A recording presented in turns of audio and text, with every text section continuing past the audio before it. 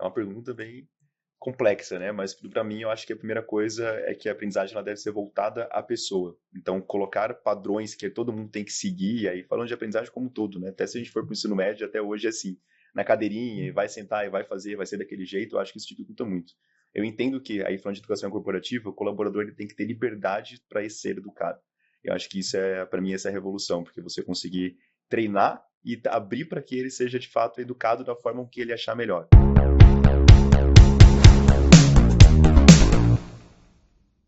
Revolcast no ar! Seja muito bem-vinda ou bem-vindo ao Revolcast, o podcast da Revolução da Aprendizagem. Meu nome é Richard Show, sou CEO e fundador da Revo, e eu estou aqui com o... Nilson Figueiredo. Ah, é? Esse é o seu nome? Ah, não sabia. Pois é, cara. Acho que depois do episódio aqui, 40 e tantos, você ainda não tá acertando. Não, tá com medo de... Não, brincadeira. Nilson Figueiredo aqui, que é sócio, cofundador, que é diretor, que é um monte de coisa, que é amigo. Isso, eu tava esperando a palavra amigo, né? Porque a parte formal ali você sempre fala, né? Mas o amigo você sabe que me toca ali, né? E eu fico até mais feliz aqui de participar, gente. É incrível, né? Então, você é amigo todo mês que você bate meta. Aí, ó, tá vendo? Se não bater, aí dá brincadeira. Nilson, o que a gente está preparando hoje? Tem um episódio especial, não é? Temos um episódio especial, pessoal. Aliás, eu tenho que sempre falar o bom dia, boa tarde, boa noite.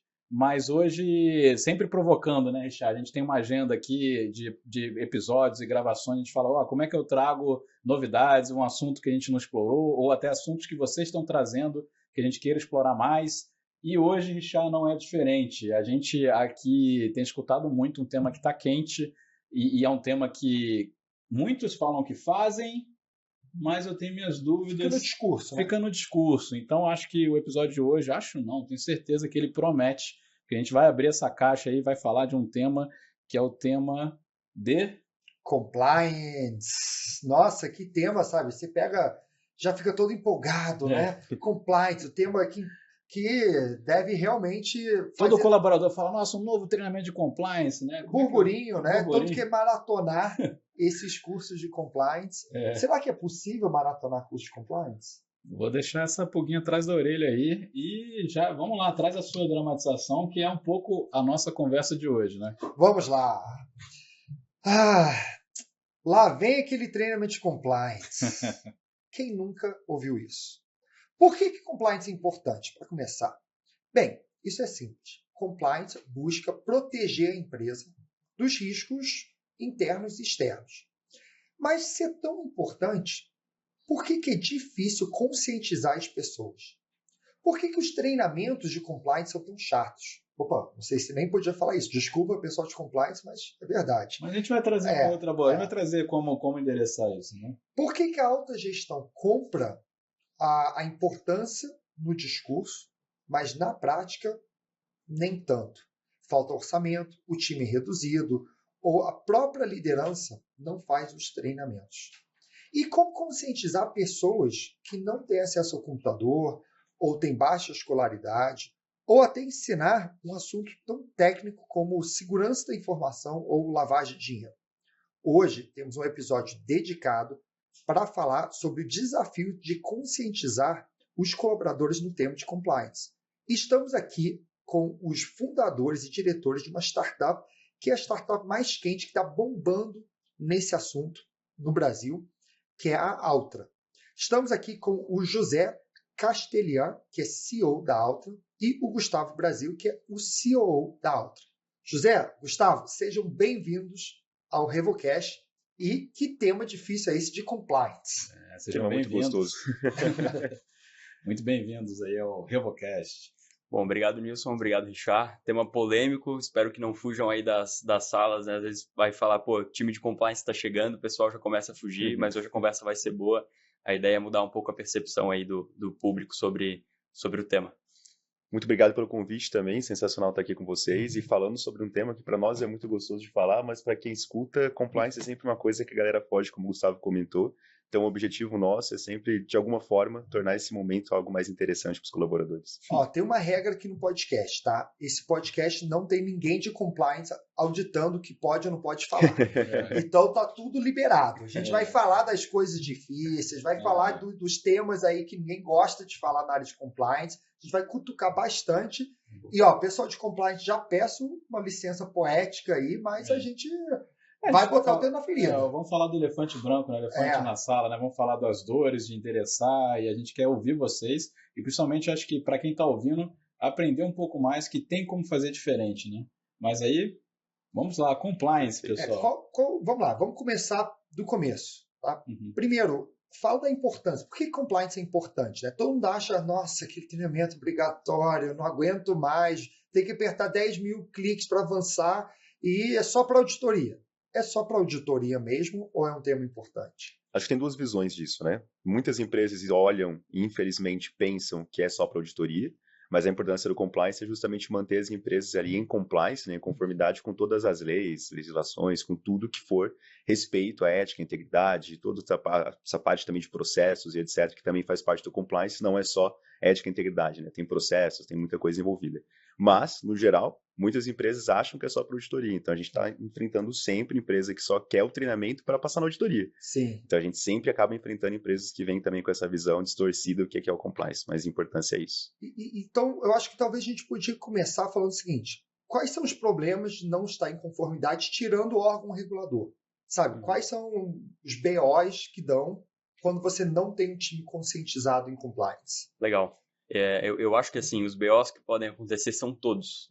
Quando a gente fala do compliance, a gente pode pegar a história do compliance no Brasil e ver que lá no início, na verdade, ele era uma matéria de governança, né? O cara estudava governança e aí ele chegava no tema de compliance, que era identificando os riscos que a empresa pode vir a passar em toda a operação dela, em toda a cadeia, no final, para proteger o patrimônio mais valioso que tem da organização, que é a imagem, né? A marca, a reputação que aquela empresa tem em frente ao mercado. Então, antes de tudo, antes de respeitar as próprias regulações e leis que obrigam a empresa a fazer o que ela tem que fazer, tem esse ponto muito importante, prevenir risco. Né? Então, e aí a gente vai falar ali dos casos de programas de compliance, que são os paper programs, né? Os programas de papel. A empresa vai lá, cria um programa, criou todo o código de ética, criou uma porrada de política sobre um monte de tema ali dentro da empresa. E aí? Esse papel está onde? Está na gaveta, embaixo da mesa, que ninguém nunca viu dentro da organização. A alta gestão não sabe o que está acontecendo, não sabe quais são os riscos, os colaboradores nunca ouviram falar aquilo e nunca trouxeram, de fato, para a organização uma cultura de integridade e ética. Então, esse é o pilar mais importante, na verdade, né, do compliance, que é você conseguir conscientizar o colaborador no final. Por isso que é importante. Não adianta você ter lá o código de ética que fala sobre conflito de interesse e os colaboradores nem saberem, às vezes, que existe aquele código de ética ou, às vezes, até olharem para a liderança, para a alta gestão e verem que está acontecendo tudo às avessas ali dentro da organização. Né? Acho que um bom exemplo para ilustrar isso também é até no direito comercial, né? A gente tem, por exemplo, direito comercial não, direito consumidor, perdão. A gente vai nas lojas e é obrigatório toda loja ter o código de direito do consumidor disponível à disposição das pessoas. Quem já abriu isso? Tipo, eu nunca cheguei num lugar desse e abri. Os colaboradores, por vezes, nem sabem onde está esse código de defesa, ele está só estampado ali. E muito acontece com o código de ética também, acontece com todas as políticas internas da empresa, o colaborador não tem ideia de onde está. Então, a gente sempre também acaba lidando com isso, né? Isso é um ponto bem... É legal vocês trazerem essa visão, porque aí eu acho que se conecta muito com o nosso objetivo aqui do Revocast, que é falar um pouco de... Quando a gente fala de treinamento e aprendizagem, está falando no final do dia que é mudar comportamento, mudar atitudes e tudo mais, né? E quando vocês falam isso, me parece que tem um lado que é o compliance, vou dizer aqui, básico, se é que eu entendi bem, que é assim, ó, eu tenho lá escrito, né? Mas ter escrito você nem começou, você só cumpriu um check ali para dizer assim, ó, você tem escrito? Tenho. Então, quando vier a auditoria, você tem lá um papel para poder provar que aquilo já foi pensado e está escrito. Mas no final do dia... Você tem um processo escrito que ninguém cumpre. Que ninguém cumpre, chegar nesse ponto. E no final do dia, o que vocês estão falando é que compliance é mudar o colaborador em si, né? Ele ser conscientizado e aí ele passar a ter novas atitudes, a ter novas perspectivas. E aí, no momento que acontecer algum risco, ele levantar a mão e falar, ó, tem um alerta aqui para... No final do dia, você quer que esse comportamento ocorra, né? Claro, exatamente. É cultura. A gente, por muito tempo, vem falando de cultura em compliance. Né? Cultura em compliance. Exatamente. Não, compliance tem que ser uma cultura dentro da organização. Lá, quando está listado os valores da empresa e tem lá um valor de integridade, aquilo lá é, de fato, cultura da empresa, né? E os colaboradores, eles têm que levar aquilo enraizados na atividade deles do dia a dia. Então, o grande desafio é o colaborador entender que, bom, ele recebeu um brinde de um cliente, um brinde, vamos supor, um panetone de Natal. Bom, o colaborador, tendo, né, a recepção desse brinde, ele pode compreender, bom, aqui não tem um risco tão grande, já li a política em determinado momento, passei por um treinamento, sei que aqui não vai ter problema. Mas agora, recebi um ingresso da Fórmula 1. Será que eu aceito? E aí o cara vai lá no canal de dúvidas com compliance e pergunta, pô, nesse caso aqui, o que pode estar acontecendo, né? Aceito, não aceito? Qual que é o procedimento mais correto? Há conflito? Não há conflito? Então é ele ter essa sacada. Pô, aqui pode ter alguma coisa que não me parece ser a mais limpa possível, né? Pode ter algum conflito aqui. Então ele tem enraizado isso. Isso a gente sabe que não é conteúdo técnico. É algo que está na cultura da pessoa e na cultura da organização. E é claro que a gente vai ver cenários muito diferentes. Empresas mais agressivas e que, de fato, vão ter um posicionamento mais agressivo, às vezes, com fornecedor, com cliente. E isso faz parte da cultura também. Mas o importante é dosar o risco. Né? Você saber que a gente está mais exposto a esse risco de fato, a gente compra isso. E tem empresas que não. Empresas mais conservadoras, que não vão estar expostas a esse risco e ela vai querer mitigar de qualquer forma. Isso a gente vê na cultura da origem das empresas mesmo. Uma empresa americana, às vezes, mais agressiva, uma empresa alemã, na Europa, muito mais conservadora e muito menos sujeita a risco, né? Mais controles. E isso tem a ver até com a cultura do povo, né? Nesse caso, nesse exemplo que você deu. Então, vai, às vezes, a cultura dos fundadores, ou consequências que aconteceram naquele setor, né? Hoje em dia você vai ter muito mais compliance, por exemplo, no setor de óleo e gás, no setor financeiro, do que talvez 15 anos, 20 anos atrás, por tudo que aconteceu nesses setores. Extremamente. A gente vai ver, às vezes, um tema, né, muito comum agora, inclusive sendo uma obrigatoriedade pela CIPA, né, de trazer um treinamento ali de combate ao assédio moral e sexual. Falar de combate ao assédio moral e sexual na Europa, na Alemanha, é uma coisa completamente diferente de falar sobre combate ao assédio moral e sexual na Colômbia, falar sobre isso, às vezes, numa cidade de interior. Um colaborador que, cara, às vezes nunca ouviu falar sobre isso, nunca teve contato com esse tema. Então, existe toda essa saber com quem que você está falando e como que você vai atingir aquela pessoa. Até para o próprio Brasil, né? São mundos diferentes. Quando a gente treina em São Paulo, em Florianópolis, em Santa Catarina, são outros universos. Se a gente vai para o interior do Nordeste, Ceará, daí por diante a gente vai começar a aprofundar em mercados que, como o Gustavo comentou, a pessoa nunca ouviu falar sobre combate ao assédio moral. E se a gente chega para falar de diversidade e inclusão, chega para falar de assédio moral e etc., a gente já teve casos da pessoa falar isso é mimimi. Até os palestrantes também trouxeram vários ontem no evento que a gente fez. Então, isso é muito, muito frequente acontecer. Então, saber como se comunicar com o colaborador vai alterar muito a forma como ele vai receber aquele conteúdo. Porque o compliance, por si só, já assusta. E quando a gente chega com esses temas que é extremamente de alto nível de complexidade da gente conseguir repassar para o colaborador, é mais difícil ainda, né? E uma coisa que eu percebo que os temas, às vezes, não são tão óbvios. Então, você deu o exemplo de brinde, que eu acho que talvez seja um tema que, tudo bem, que tem uma dúvida, mas tem um risco ou um conflito de interesse óbvio. Mas eu lembro, por exemplo, lá na empresa, a gente recebeu uma vez um e-mail da Microsoft, a gente usa o Teams, Outlook e tal, falando que a senha, minha senha, então, olá, Revo, tal, meu nome, sua senha foi hackeada, vazada, clique aqui para trocar sua senha agora, e era um e-mail da Microsoft. Só que quando você vai ver quem enviou, era alguma sigla lá, secure, sei lá o quê, e aí você vê que é o caso de phishing, né? E a Microsoft conhece no final, você falou, opa, não é eles não. E é umas mudanças muito pequenas, né? Eu recebo o mesh do governo. Ministério Público te intimou para alguma coisa, ele já assusta. Aí tu vai olhar MPSCS. Falar de segurança da informação, cibersegurança, é ser humano no final das contas. Hoje, para ter uma ideia de todos os vazamentos, do volume de dinheiro que já foi perdido no mundo de vazamento de dados, mais de 80% veio de risco de falha humana. Foram pessoas que caíram em engenharia social, exatamente. Então, a gente conversa com empresas, setor elétrico, por exemplo, né, de energia elétrica. eles têm uma média, eles estão mapeando quantas tentativas de phishing que eles têm por dia dentro da empresa. Uma empresa com 1.200 colaboradores. Eles têm por dia cerca de 120 tentativas de phishing. Nossa. Então você pensa, claro que tem os programas que vão bloquear, mas desses 120, uns 12, 10% vai parar na mão lá de um colaborador. E ele é aquela última barreira que a gente chama de proteção, que vai levantar a mão. Pô, é a última linha de defesa, exatamente. Que vai identificar que tem que estar preparado para identificar aquilo, né?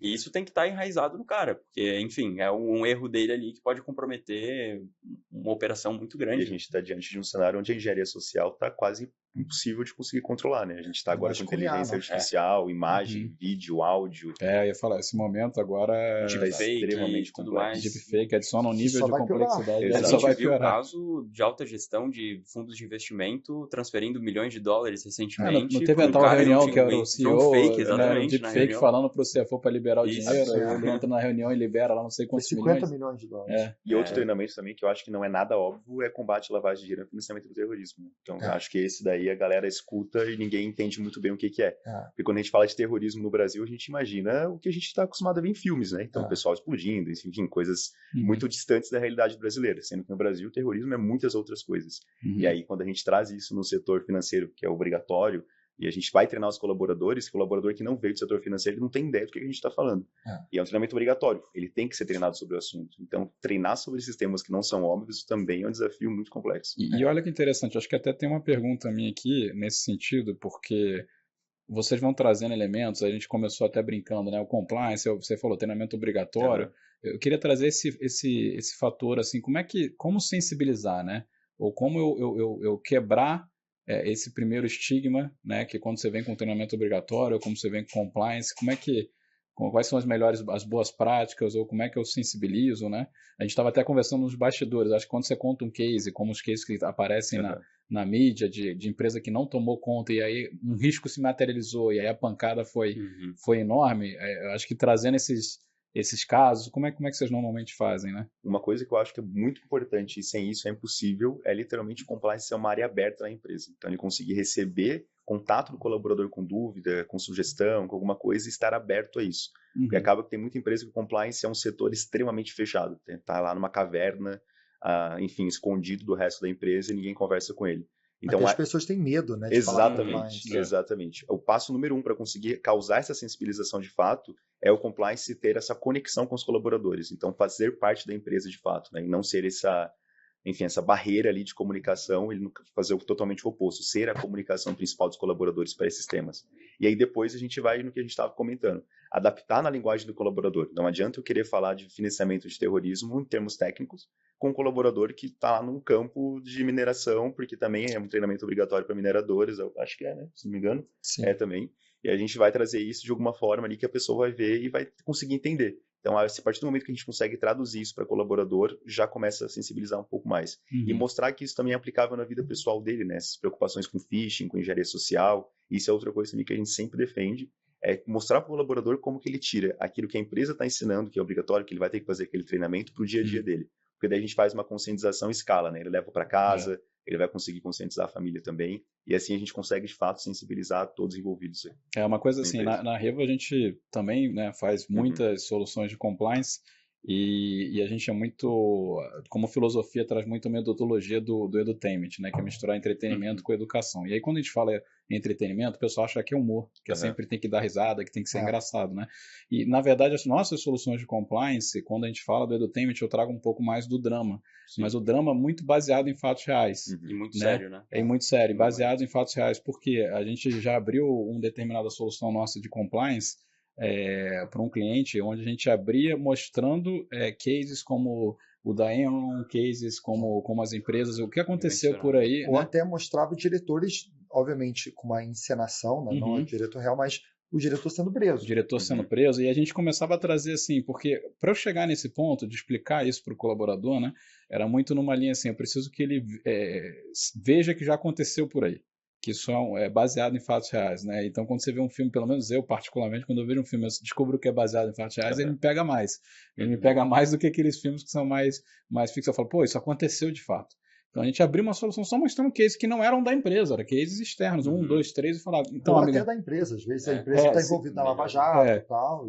E aí a gente trazendo esses elementos, falar assim, amigão, isso é a realidade, tá? Sim. Então agora, por exemplo, eu sentia que baixava a guarda da pessoa, não, peraí, deixa eu ouvir isso aqui, porque não é papo de brincadeira, né? Sim, e eu até anotei aqui alguns pontos, né? Como é que eu acho que pode acontecer essa sensibilização? Eu acho que o primeiro passo é dar um passo atrás, sensibilizar a alta gestão. Então, trazer aquilo que a gente chama no compliance de tone the top, que deve vir de cima para baixo. Não adianta chegar no colaborador e tentar passar o treinamento para ele, conscientizar ele, se no outro dia ele olhar para dentro da empresa e ver que o líder dele está fazendo completamente diferente. Simplesmente não funciona, não adianta, né? Ele não vai enxergar o menor valor naquilo que ele está fazendo. Então, o primeiro ponto é sensibilizar a alta gestão. E aí eu acho engraçado, né? Sempre que a gente abre lá um código de ética de uma empresa, vai estar a primeira página, a mensagem do CEO à organização. Não é à toa, é por conta disso daqui. Então, o Tona the Top, primeira página, mensagem do CEO, falando sobre esse valor da organização. E aí a gente vai, então, para a parte de gerar valor, muito relacionado a isso, mas o colaborador entender, bom, por que aquele ato sendo praticado de uma forma errada, ou melhor, sem ao menos tentar encontrar um jeito certo de fazer a coisa errada, né? Fazer o certo do jeito que tem que ser feito, ele vai estar gerando valor para a empresa. Então, você pega, por exemplo, ali um time de compras que vai ser treinado, né? Cara, ele vai ser a área responsável, talvez, por contratar um fornecedor que tem o uso ali de trabalho escravo ou trabalho análogo à escravidão. E aí, a gente sabe o impacto disso na mídia, né? O que aconteceu recentemente com as vinícolas no Rio Grande do Sul, que não eram empresas que contratavam ou tinham trabalho escravo, de forma alguma, mas foram fornecedores que estavam nessa cadeia e a empresa se responsabiliza como uma patrocinadora de todo mundo que está nessa cadeia, né? Isso passa ali para a Ambev, teve recentemente um caso, a indústria têxtil é muito comum isso acontecer e por aí vai. E às vezes a área de compras, o papel dela é conseguir o melhor preço. Sim, vai apertar mesmo. Então vai apertar, vai apertar. Enorme, cara, e aí ela aperta tanto que você tira todos os concorrentes sérios e você às vezes pega um concorrente que não está em compliance. Exatamente. E aí qual que é o procedimento que a empresa criou para evitar isso? Tá lá numa política. Ou nem criou às vezes, mas enfim, e se criou a política, tem que chegar no time de compras, né? E outra coisa, a Revo, obviamente, trabalha com as maiores empresas e tudo mais, e muitas vezes a única coisa que a gente tem que fazer é dar um formulário falando, eu não faço isso. Mas se você pega uma empresa que faz trabalho escravo, você manda um formulário perguntando se ela faz, é claro que ela vai falar que não faz. E às vezes ela nem sabe que faz. Tá? Não nesse caso específico, mas às vezes tem fornecedor que não sabe que está fazendo algo errado. E sim, muitos casos é papel da área de compliance não treinar só os colaboradores, mas treinar terceiros. Principalmente esses fornecedores, parceiros-chave. Você tem que passar o processo de conscientização para essa ponta também. Senão, é aquilo que vai acontecer. A gente tem lá uma indústria que produz eletrodomésticos e tem 200 mil fornecedores, distribuidores no Brasil que estão carregando a marca da empresa lá na camiseta, até nas suas, às vezes, loja de suporte ou enfim, e está levando a marca da empresa para frente.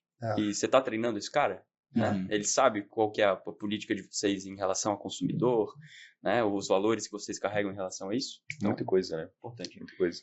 Isso vai chegando a um nível assim que é quase incalculável o risco que a empresa consegue correr só de não treinar o terceiro ali na ponta. Tu comentou do caso ali da loja de suporte, etc. Imagina, a empresa está, sei lá, vendendo drogas também numa operação de suporte. Todas as marcas ali estão de alguma forma ligadas àquela empresa. Então é um nível de risco muito absurdo. Uma empresa que exporta. Imagina você bota seu produto num navio, que aquele navio tem drogas dentro e você terceirizou só. Mas maior parte da carga daquele navio é seu e aí bate alguma fiscalização, parece que o seu navio tá, mas foi até você esclarecer isso para o público, a mídia já divulgou. Danificou a imagem da sua empresa. Você vai ver que isso aí está espalhado. O caso recente, né, que teve no Brasil, famoso agora de empresas grandes envolvidas com trabalho análogo à escravidão, foi de um fornecedor na cadeia de logística. A gente vai ver, não era o cara que estava no campo, não era o cara que estava na indústria, nada disso. Era um cara que estava na distribuidora lá, na cadeia de logística, que carregava os materiais da fábrica Então, é importante isso em diversas frentes, né? Agora a gente falou um pouco dos riscos, vamos turbinar isso por 10 ou exponencialmente 10 mil e tal. Os riscos de IA. Como que eu consigo controlar isso? Porque todo mundo falando de IA, né? A importância de IA, o ChatGPT e tal, consegue fazer muitas coisas. E se você pega, por exemplo, uma planilha financeira lá de todas as transações da sua empresa, sobe isso para uma IA e pede para a IA fazer uma análise para você. E ela faz uma análise sensacional, muito boa.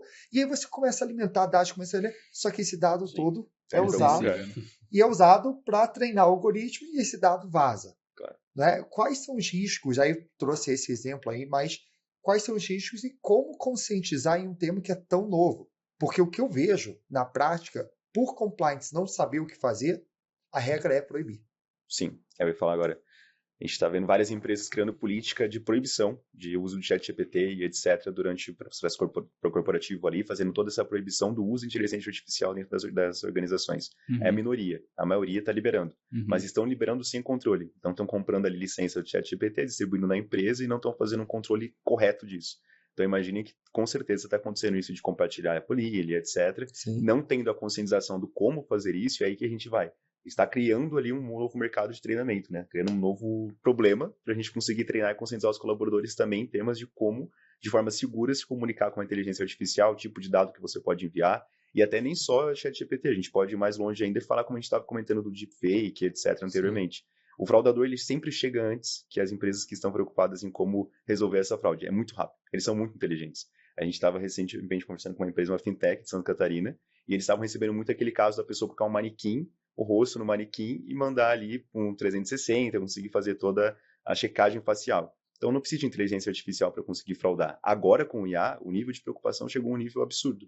Então não só o compliance está preocupado com isso, mas o time de cibersegurança também está correndo muito em conseguir fazer conscientização dos colaboradores nesses riscos, porque agora a gente tem ChatGPT, tem o deepfake, tem muita coisa que está acontecendo e a gente não sabe muito bem para onde ir ainda, né? Porque por mais que o ChatGPT fale, se mandar mensagem para ele não registrar, ele promete que aquilo não vai ser registrado, mas a gente não tem uma garantia real disso que não está sendo registrado. Então, enfim, tem várias preocupações nisso e o risco é absurdo. Eu acho que obviamente, né, fazer esse mapeamento de risco, ver se de fato é um risco para a empresa. Em alguns casos não vai ser. E se for, criar a política, obviamente, e depois treinar o colaborador. O que foi definido ali? Quais são as IAs que vocês podem estar utilizando? Porque às vezes a empresa contratou a licença para os colaboradores do ChatGPT e eles estão usando uma outra IA lá completamente insegura, que eles não têm o menor controle sobre. Então, proibir, eu acho que é o pior caminho, não faz mais sentido. Mas tem empresa que está proibindo. Tem empresa proibindo, mas... acho que por falta de dar trabalho pensar em tudo isso. Né? Exatamente. Por hora eu vou proibir até eu entender. Acho que para proibição, assim, vou proibir até eu entender melhor. Quando eu entender melhor e descobrir que tem uma forma segura, talvez eu revise. E falando agora de formas seguras, que é dando um passo à frente do próprio treinamento, hoje já tem empresas que fazem a parte de enforcement dessas políticas. Então, de fato, conseguir monitorar dentro da empresa o que está sendo utilizado. Então, pegar ali no computador dos colaboradores quais foram as IAs acessadas, o que está sendo, quais são os prompts que estão sendo encaminhados com uma frequência. Traduz até quando você fala política de enforcement, né? Isso, esse enforcement é você conseguir colocar a força da lei, né? Então, você conseguir, criou a política... Os policiais ali da... Exatamente. Você criou a política, é como se você criasse uma regra e não colocasse uma pena, por exemplo, não colocasse uma fiscalização em cima. Não existe, né? Não existe enforcement nessa política que foi criada. Então, hoje tem plataformas, um exemplo aqui é a Lumen, é uma plataforma que você consegue monitorar dentro da empresa como é que tem sido o uso da IA pelos colaboradores. Então, às vezes, preventivamente, até, você consegue fazer esse mapeamento. Antes de criar a política, vamos entender o que está acontecendo. Vamos pegar aqui essa empresa, essa solução, o que os colaboradores estão fazendo, o que estão jogando de prompt, o que tem risco aqui, o que não tem, para aí sim criar uma política. Cara, eu acho que proibir é o pior caminho. É claro que nessa política você pode definir quais são as IAs que são seguras, quais prompts que são seguros para serem encaminhados, e aí por meio de uma ferramenta como essa você conseguir fazer a fiscalização, né? Conseguir identificar e, obviamente, treinar o colaborador. Senão você vai sobrecarregar a ferramenta e os colaboradores vão estar lá repetindo o erro. Né? Legal, eu queria agora a gente explora, falamos bastante aí sobre riscos, desafios, tudo mais, começamos a entrar um pouco em solução também. Falamos da importância de traduzir o tema, de trazer, talvez, uma dramatização, uma sensibilização, tudo mais. E eu queria entrar um pouco mais no desafio da prática, de colocar em prática. Todo mundo acha que os treinamentos de compliance são chatos, né? Então, como que você tira essa coisa? As pessoas falam, poxa, eu preciso apertar 10 mil cliques, aí eu não sei onde, preciso clicar para liberar a próxima tela, e todo mundo sofre em fazer treinamento de compliance. Então, como fazer treinamento de compliance ser mais prazeroso, né? Ser igual assistir uma série aí, ou uma novela da Globo. Ser curto, né? Não, acho que para iniciar qualquer coisa ali de compliance, curtíssimos. Então, alguns treinamentos de compliance têm tempo mínimo para conseguir passar em auditoria. Então, 2 horas, 1h30. Existem alguns treinamentos que algumas auditorias que cobram esse tempo mínimo de curso, mesmo que não faça tanto sentido. E outras coisas também que no compliance a gente não consegue fugir tanto é citar leis. Então, por mais que a gente fale sempre que o colaborador não gosta de coisa técnica, etc., algumas legislações, algumas regulações e normas também obrigam que a gente cite a lei e cite como que ela está exposta, literalmente descreva toda a lei ali. Então, isso já torna o treinamento chato por natureza, para quem não é da área de direito, já fica uma coisa irritante. Então, a gente precisa fazer treinamentos curtos. Na geração TikTok que vivemos hoje, né, onde até a Netflix pode ser acelerada agora, eu descobri recentemente isso, aí você tem que criar treinamentos em pílulas. Então, a gente sempre fala, treinamento no máximo 5 minutos no vídeo, no máximo. 5 em 5 minutos e daí por diante, usar microlearning. Senão, não tem nem por onde começar a falar de compliance. Colocar 200 pessoas em uma sala para ouvir um treinamento de 2 horas em compliance é inviável. E para ficar lendo PowerPoint. Exatamente, para ficar lendo PowerPoint também não funciona. Imagina a gente falar sobre assédio moral no PowerPoint. Eu acho que isso deveria ser totalmente excluído de qualquer possibilidade. Isso é um assédio moral, né? Isso é um assédio moral, porque, imagina, é uma coisa super sensível falar sobre esse assunto. Da outra coisa também que a gente sempre recomenda é, nesses casos específicos, quando a gente vai falar de um tema tão sensível, personalizar também para a empresa. A gente até jogando contra a gente ali em alguns níveis, mas a gente vende treinamento de prateleira, obviamente, mas também a personalização de conteúdos, quando é mais crítico, assim, é essencial. E aí a empresa também colocar a cabeça ali, né, a pessoa do compliance disposta para isso. Então, o compliance ele também tem que existir em algum momento, ele tem que aparecer, ele tem que ser visto, a imagem do compliance tem que ser reconhecida. Então, às vezes o compliance não quer aparecer, é tímido, não se preocupa em fazer uma live, um webinar, alguma coisa assim, e acaba ficando um pouco ausente da empresa. Então, quando fala de compliance, quem que é o compliance? É o compliance@empresa.com.br, mas ninguém sabe quem que é o compliance. Então, isso é uma preocupação também que, para começar o treinamento, tem que existir essa fase de reconhecer quem é o compliance e ele conseguir espalhar isso dentro da empresa. Muitas vezes a gente já viu treinamentos que a gente mesmo implementou, onde a conscientização era dizer que existia um compliance na empresa e como chegar nele, né? Que é bem comum, que eu acho que é o início da conversa. Desmistificar, né? E mostrar que compliance não é polícia. Né? Que tem muita gente que acha que compliance é polícia. Se eu falar com ele, ele vai me investigar, e aí prefere não... Ontem você fez uma fala, Richard, que marcou assim, que vai implementar um treinamento na empresa, faz um lançamento desse treinamento que está sendo implementado na empresa, seja ele por plataforma ou não, mas põe a cara para falar sobre aquele treinamento que saiu. E além de botar a cara do compliance, traz também a alta gestão. Pô, que legal que é o CEO da empresa participar de uma ação de conscientização. Né? Aquilo que eu estava mencionando do discurso, né, no topo, Tony at the Top, na prática. É o cara lá engajado, querendo levar a cultura para os colaboradores. Então, por que não, né?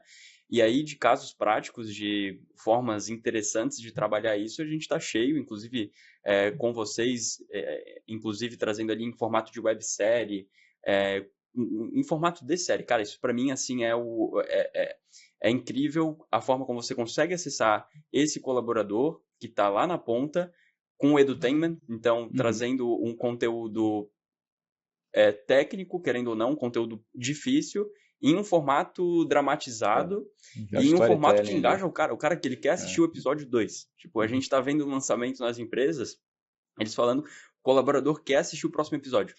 Então, é uma mudança de chave tão significativa. O cara que fugia antes lá do slide ficava passando, né, ou às vezes passa a tela, clica, passa a tela, exatamente. Clica. Ou, tem que rodar até o final lá um treinamento. É que no final, é bem legal você trazer isso, Gustavo, que no final, assim, o que a gente fala assim, se é conscientização, se é mudança de comportamento, é uma questão de aprendizagem.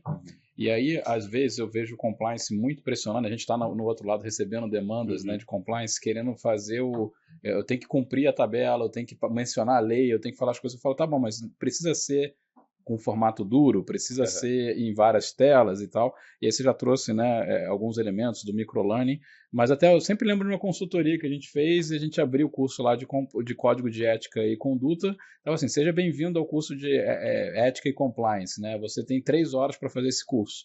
Aí eu brincava com o cliente, eu falava, só nessa abertura você já perdeu a pessoa. A pessoa já quer se matar, A pessoa já quer se matar. Fala, seja bem-vindo. 3 horas de duração. Eu falo, pô, pedir 3 horas de alguém na agenda. Nesse modelo, e era passador de tela também, né? Muita leitura e tela, clique, claro. Clique. Então eu falei, por que não abrir de outra forma, né? Por que não usar um conceito mais de série? Eu vou trazer, porque no final do dia, a gente quer mudar comportamentos, né? Então, por que não usar o prisma do comportamento? Que comportamento que eu quero enfatizar, que comportamento eu não quero ter, né? Enfatizar o que não fazer. Né? Então, às vezes, você coloca esse prisma, dá para ir para uma dramatização, dá para ir para um modelo muito mais interessante de você assistir ali um storytelling, uma narrativa, do que você realmente falar, lei tal, diz isso. No final do dia, a gente até dá uma nota, tá no manual isso, tá? Claro. Mas, o que é legal quando você traz essa dramatização para storytelling, tudo isso, é que você para de focar no conteúdo e você começa a focar nos comportamentos. Isso. Então, que comportamento que eu quero mudar? E a dramatização é muito boa para isso. Então, se eu mostro lá, a lei anticorrupção fala isso, a pessoa, pô, conteúdo. Se eu mostro alguém aceitando alguma coisa que não deveria e sendo preso, a pessoa percebe, nossa, olha o comportamento dele naquela situação, e aí você complementa com a lei. Então, isso que eu acho que E tem legal, uma coisa, né? Que eu sou fã também, desculpa, que é a Semana do Compliance. A Semana do Compliance é fácil de conseguir operacionalizar, claro que é depender do tamanho da empresa, etc., mas é uma coisa que a gente sempre recomenda as empresas a fazer, porque o orçamento é tranquilo, não precisa de um budget absurdo, já que o compliance também tem pouquíssimo budget, e também você consegue fazer coisas interessantes e mostrar para o colaborador que a empresa realmente se preocupa com isso. E quem abre a semana do compliance normalmente é a alta gestão. Então a gente volta ali no Tone of the Top, e aí já consegue trazer o CEO ali, trazer a alta gestão para conseguir também mostrar que vai ter uma semana inteira destinada a falar sobre ética, integridade e compliance. E quando tem essa semana, os colaboradores, eles são, entre aspas, forçados a parar e pensar nesse tipo de assunto, né? Então eles ficam ali centrados e ficam tendo uma imersão realmente sobre esses temas. Então, por mais que seja cansativo, algumas sejam presenciais, vai levar 2, 3 horas, trazer dramatização aí pessoal, teatro, qualquer outra coisa física, até mesmo remota, mas de forma diferente, né? Não ficar aquela palestrinha falando sobre lei. Isso vai fazer com que a empresa tenha uma rotina. De uma vez por ano tem uma semana de compliance, e essa semana de compliance vai virar a rotina que os colaboradores já sabem que vai ter que chegar lá e vai aprender alguma coisa nova sobre compliance. Então, eu sou muito fã da semana de compliance, por mais que tem muito colaborador que não gosta. É isso que eu ia falar, eu ia perguntar isso agora pra você. Quando fala semana do compliance, será que o pessoal fica tão animado quanto você, assim, quando fala? É que tem algumas empresas que fazem coisas bem diferentes, né? Explica até o que é a semana do compliance, só para sair. É uma semana que vai fazer o quê? O que faz segunda, o que faz terça, o que faz quarta? Normalmente, a semana do compliance, eles separam todos os dias da semana, de segunda a sexta, ou até segunda a quinta, dependendo de algumas empresas tiram sexta ali, porque a galera já tá cansada. E eles separam várias turmas, quando não a empresa inteira. E aí coloca a galera pelo menos 1, 2, 3 horas por dia para falar sobre ética, integridade e compliance. E nisso, algumas empresas erram falando só palestras. Aí não funciona. Se fizer só palestras seguidamente ali, provavelmente vai cansar as pessoas. Legal você falar isso, que no primeiro momento, quando você for semana como foi uma semana cheia de palestra. Não, aí o primeiro desenho que eu fiz na minha cabeça. Trazem jogos, dinâmicas. Eu anotei uns pontos aqui que eu acho legal, que podem ser aplicados, por exemplo, na semana de compliance, né? Primeiro, treinamento gravado, ele é uma parte do processo. Se aplica a uma parte da empresa, geralmente, dependendo do cenário, em algumas empresas, mais de 80% não tem acesso ao computador. Então, e aí, como é que chega neles, né? A websérie é incrível para um determinado tipo de público. E o outro que está lá no campo, como que a gente vai chegar? Então, existem várias outras formas de traçar essa estratégia. Eu trouxe aqui algumas delas, né? O teatro corporativo, por exemplo. Pô, pega aquela dramatização e leva pro cara lá que tá na planta, né? Que tá no campo. E faz essa dramatização presencial. Será que vai trazer resultado? Traz muito resultado. É o que a gente tem visto nas empresas, é que o teatro corporativo é uma forma de engajar muito colaborador.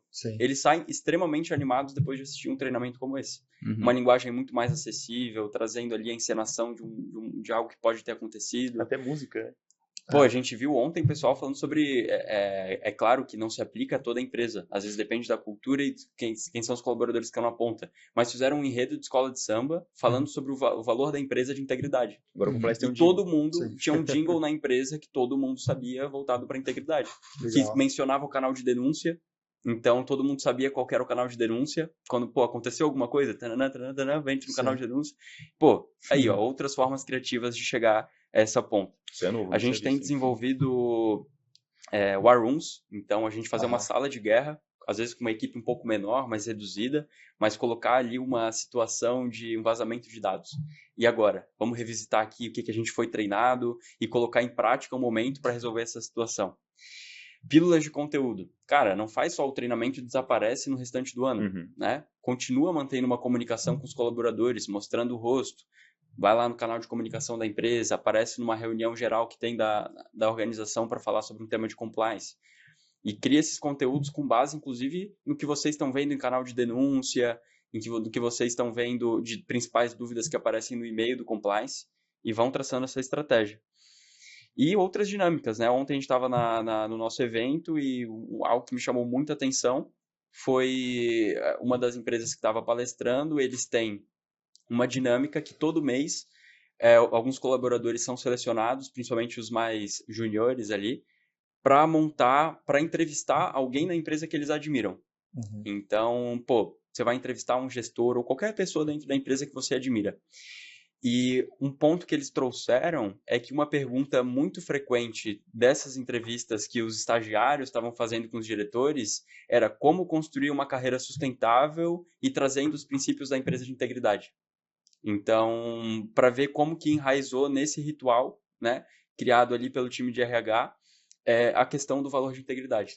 Então, a esse ponto, né, deles trazerem essa pergunta. Pode fazer até um podcast, né? Podcast interno. Com certeza. Entrevistando diretores, falando dos temas mais sensíveis. Sim. Muito legal. Agora eu queria evoluir aqui um pouco para a gente falar sobre mensuração.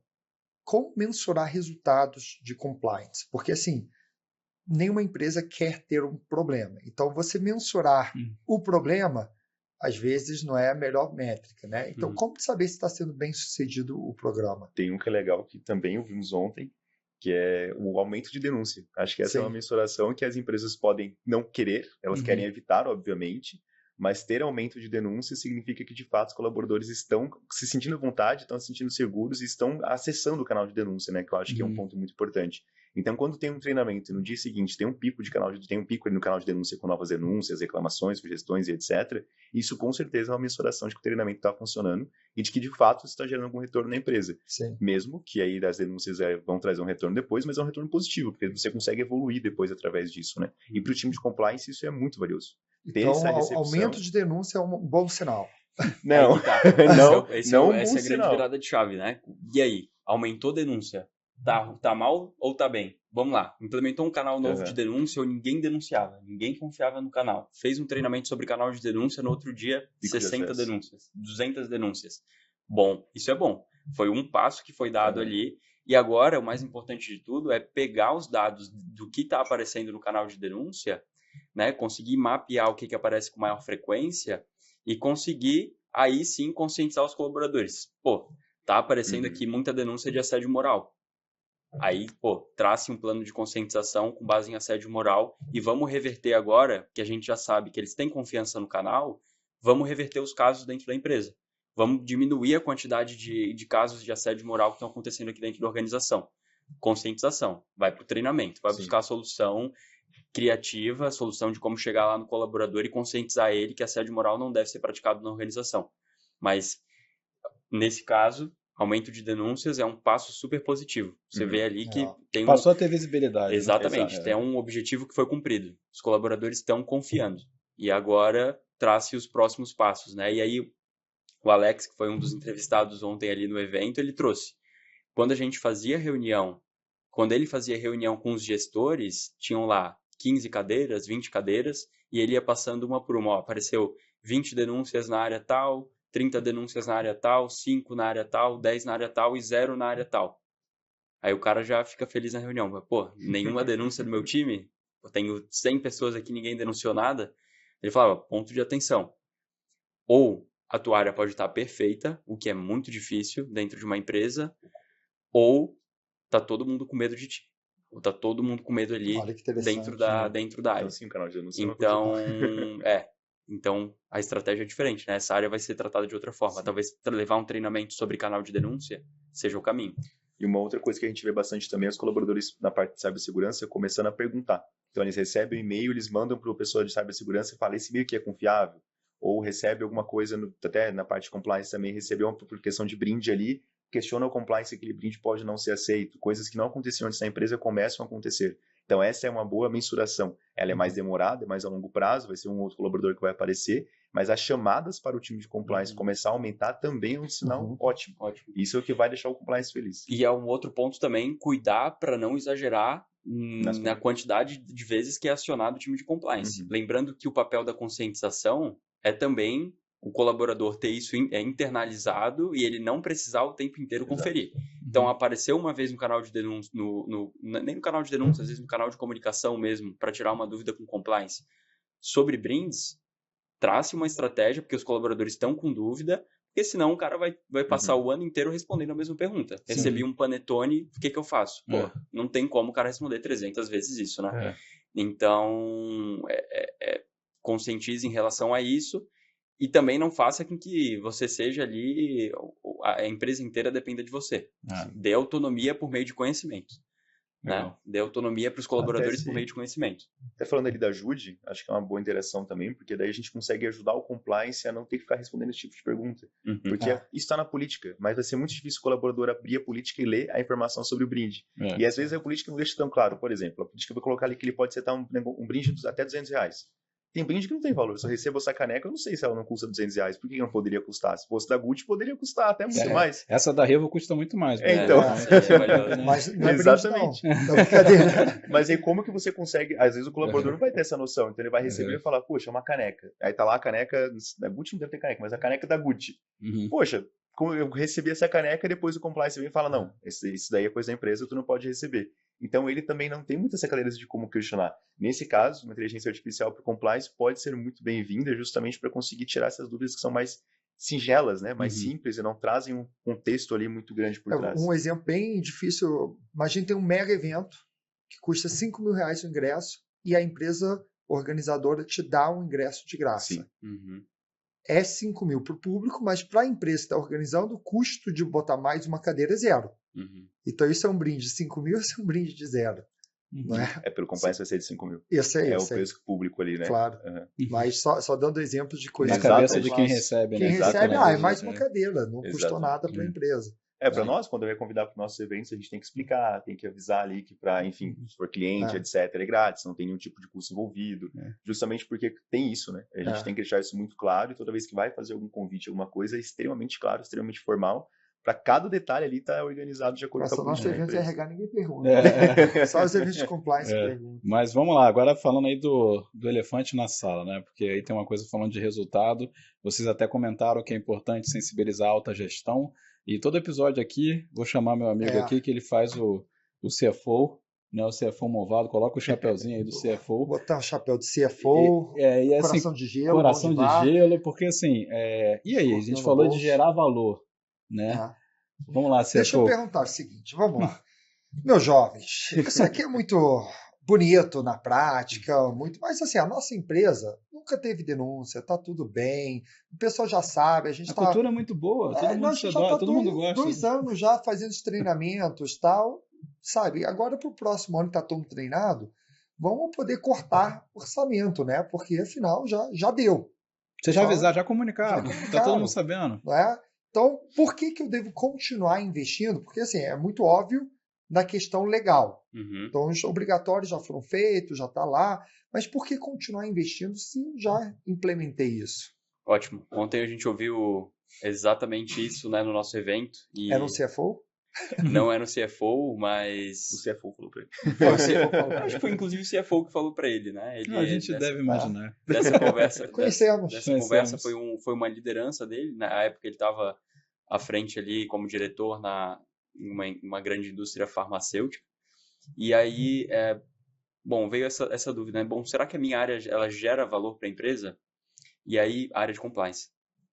E a grande verdade é que a área de compliance ela é responsável por proteger o valor da empresa. Proteger a marca, proteger a reputação. Então, aí que está a grande geração de valor para a organização. E lembrando, né, Nilson, que proteger valor é também gerar valor. Exatamente. É porque o pessoal foca muito no... Qual é o retorno? Se eu coloco X de dinheiro, eu quero voltar. Exato, ROI. Mas eu vejo compliance como essa grande, né, defesa, né, do patrimônio, como você bem colocou. E aí, realmente, proteger valor também é gerar valor, né? Mas tem um ROI claro disso também, né? Talvez mais próximo para empresas menores, etc., que quando vai fazer uma due diligence de grandes empresas, vai estar lá a pergunta. Você faz treinamento de colaboradores e terceiros, até provavelmente tem a pergunta de terceiros. Cibersegurança, todas planilhas de due diligence vai ter essa pergunta, isso A é gente certeza. responde todas elas. Então, tem essa pergunta. Então, se tu não responder essa pergunta, provavelmente sua matriz de risco aumenta dentro da due diligence. Então, não vai passar. Ou vai perder um contrato ali que é importante para a empresa, etc. Você pode não gerar negócios, né, novos negócios, a partir de não ter um compliance estruturado, ou não ser maduro nesse sentido, né? E é claro que eu poderia, como o Richard mesmo mencionou, ir para a parte mais legal e falar aqui da visão mais utilitarista possível de qual que é o valor que é gerado. Diminuir passivo. Cara, vai ser uma multa, às vezes, voltada ali à corrupção, uma multa altíssima, que você vai deixar de pagar. Então, obviamente, valor gerado também para a empresa. Eu acho que não é o melhor caminho de se seguir para gerar valor, para se vender a área como geração de valor. Eu acho que o compliance ele é muito mais proteção de valor da empresa do que evitar multa, né? Do que evitar multa. Evitar multa faz parte do processo, né? É o beabá. E é o beabá, é o que tem que ser implementado ali pela parte legal. Mas, cara, como eu falei, lá para trás, compliance é governança, né? Então, não é só lei, não. Legal. Eu acho que como CFO... Já falou que você não vai pagar multa. Era pagar multa, já falou que, proteger o valor da empresa. Né? Eu acho que é melhor manter até para eu proteger meu emprego, porque se isso acontecer, eu sou o primeiro a dançar, porque eu cortei o orçamento de compliance. Sim. Eu queria ver, né, a situação aí, trazendo para o caso prático. Se aparece amanhã na mídia, empresa envolvida com trabalho análogo à escravidão, quanto tempo de trabalho de vocês para criação de marca seria jogado fora, né? Então, o trabalho do CFO, do CMO, do CEO foi jogado fora. Foi jogado fora. Então... teve até aquele caso das enchentes no Rio Grande do Sul, que teve uma empresa lá de animais que acabou abandonando os animais lá na loja de pet store e tal, que acabou com a reputação da empresa. Acabou a empresa. Porque eles não conseguiram, não tinham uma política definida no caso de uma emergência. Então...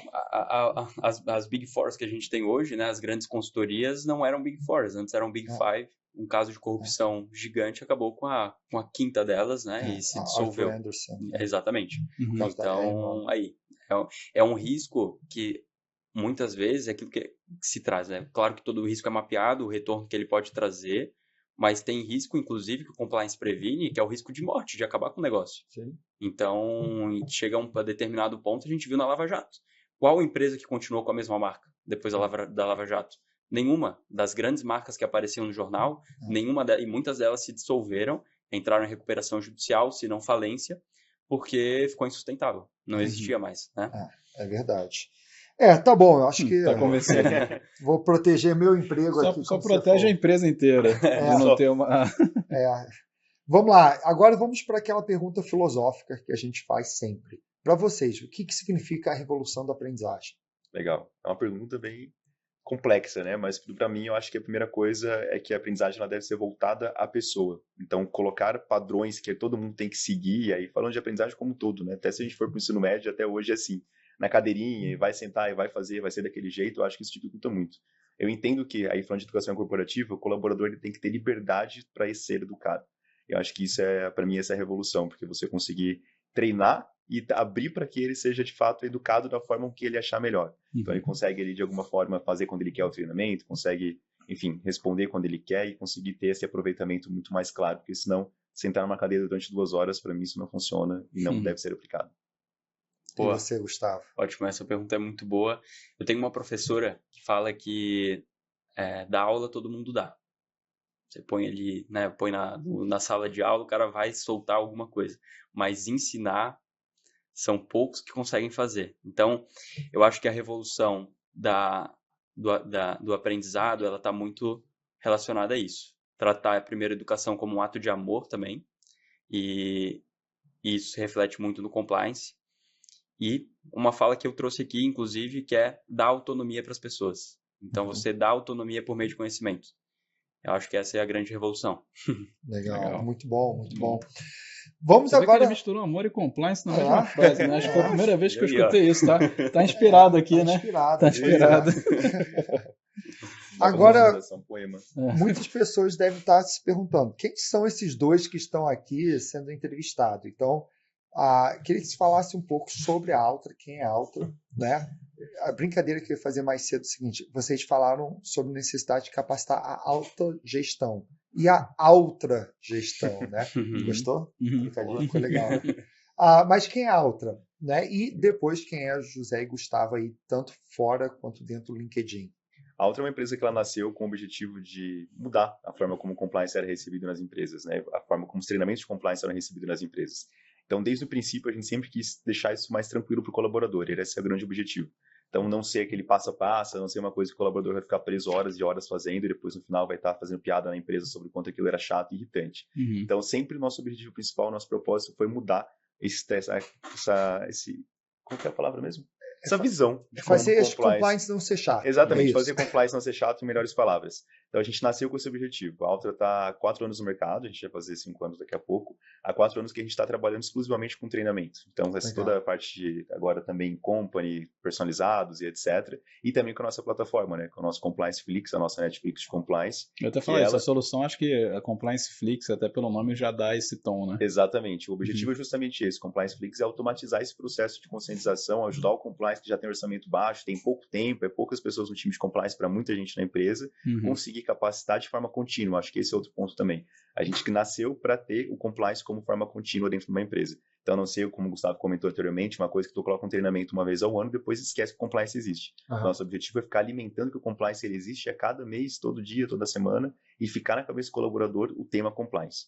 Então, a Altra nasceu para isso, né? Ela nasceu justamente com esse objetivo, então essas soluções. Então, a gente tem ali os GBs, a gente tem várias formas de conscientização que vai além dos treinamentos e vai além do Compliance Flix, que chega em qualquer camada ali dos colaboradores. Muito bom. Pô. E eu acho que essa forma que vocês pensam compliance, enxergam, tudo isso que a gente falou aqui hoje, é o principal motivo da Altra estar bombando, né? Acabou de ter o Altra Experience, foi um evento lotado aí, muitas pessoas interessadas. Estava lá. Tinha pessoas em pé né, no evento. E eu acho que hoje, é a brincadeira que eu fiz no começo, que a Altra é a empresa aí hoje que está causando muito barulho nesse setor que é tão tradicional de compliance, mas com uma forma e uma pegada totalmente diferente, né? Acho que a gente gosta sempre de falar que o treinamento de compliance, a conscientização, ela é a espinha dorsal do programa de integridade. Porque, como também o Gustavo comentou, não adianta eu fazer um monte de política e deixar na gaveta. Eu preciso ensinar os colaboradores, eu preciso trazer esse conhecimento, mostrar o que é, senão não serviu de nada o compliance. Então, de fato, para mim, principalmente, eu sempre levanto essa bandeira de que treinamento é a espinha dorsal do programa de compliance. E agora, além da Altra, quem é José e Gustavo? José, pode começar. Sou José Cacerian, sou CEO e fundador na Altra. Fundei a Altra em 2020, no meio da pandemia. A Altra nasceu de explode bomba, né? Então também, sim, 6 dias sem luz ali, etc. E desde então, tenho trabalhado 100% focado nessa parte de entender como funciona a conscientização, esse mercado de compliance como um todo, também trabalhando muito com isso. Me apaixonando cada vez mais por esse mercado. Engraçado, né? Quando quem é do compliance adora o compliance, quem não é odeia o compliance. É dois extremos, não tem um meio termo ali, não tem ninguém que fala, compliance é legal. Não, compliance ou eu amo ou eu odeio, né? O meio termo é muito difícil de existir. Então, eu sou o José, né? Então, estou nessa jornada ali há bastante tempo já trabalhando com isso. E também, a gente é da área do direito, mas de toda forma a gente sempre tenta fugir um pouquinho do direito, falar mais sobre pessoas, mais sobre treinamento, do que necessariamente só sobre direito, né? Muito bom. E fora do LinkedIn, quem você é? Você mora em Floripa, mas você é de Bauru, não é? Isso, sou natural de Bauru, interior de São Paulo, cidade pequena comparada a Florianópolis, né? Hoje eu moro em Florianópolis, a Altra foi fundada em Florianópolis. Me considero de Florianópolis já, porque realmente é uma cidade maravilhosa, mas sou de Bauru, interior de São Paulo. Tenho 2 cachorros, acho que sou pai de pet. Vou casar agora mês que vem também, então a vida tá uma loucura, falando de compliance e casando ao mesmo tempo. Beleza. Gustavo. Legal, bom, eu sou o Gustavo, sócio do José, CEO na Altra. Eu entrei um pouquinho depois, né, José? Sou aquele famoso late founder, né? O founder atrasado. Sou estudante de Direito, último ano, estou me formando agora, então ano que vem já me aprofundando cada vez mais no universo de compliance.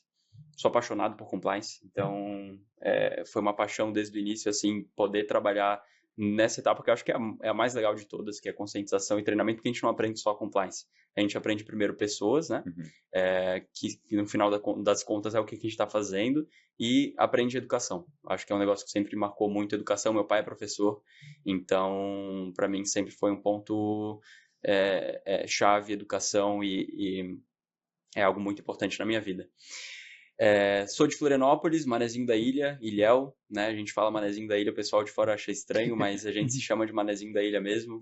Não é pejorativo, né? Tem Graças ao Guga, Kirten não é pejorativo, acho que foi o cara que levou isso pro mundo, né? Meu xará e conterrâneo. Então, é isso. Esse é um pouco do Gustavo.